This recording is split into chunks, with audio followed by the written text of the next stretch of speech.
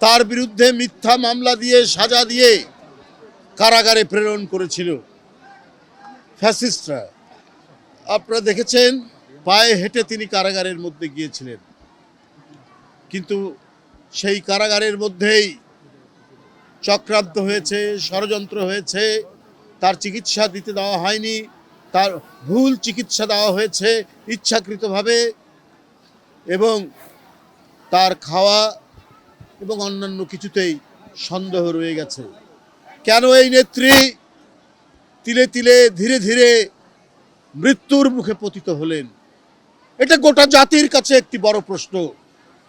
গোটা জাতি আজকে এই প্রশ্ন করছে, যে নেত্রীকে আমরা পায়ে হেঁটে কারাগারের ভিতরে যেতে দেখলাম, সেই নেত্রী হুইল চেয়ারে করে বের হলেন, সেই নেত্রী দিনের পর দিন হাসপাতালে থাকতে হলো।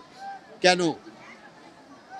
এর মধ্যে অশুভ কারসাজি, এর মধ্যে দেশনেত্রী বেগম জিয়াকে পৃথিবী থেকে সরিয়ে দেওয়ার সকল চক্রান্ত হয়েছে। কিন্তু তার যে অটুট মনোবল, তার যে স্থৈর্য, আত্মসংযম, তার যে সাহস, তার যে দৃঢ় প্রত্যয় যে তাকে কোনো হুমকির মুখে তার জনগণ এবং তার মাটি থেকে সরানো যায় না, তার জ্বলন্ত এক প্রমাণ দেশনেত্রী বেগম খালেদা জিয়া। আমরা তাদেরকে হারিয়েছি।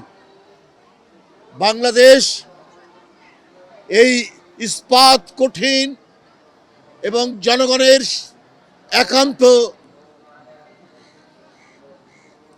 পক্ষের মানুষ, জনগণের নেত্রী, তাকে আমরা হারিয়েছি। আজকে জাতীয়তাবাদী মহিলা দল আফরোজা আব্বাস, সুলতানা আহমেদের নেতৃত্বে তারা এখানে দোয়া করেছেন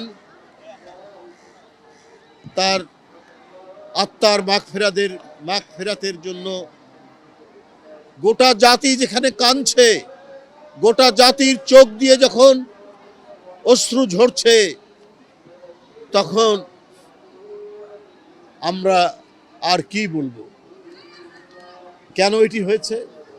কেন পরশুদিন সারা ঢাকা শহর মানুষের জনস্রোত জানাজায় আসার যে দৃশ্য আমরা দেখেছি, এটি তো অভূতপূর্ব।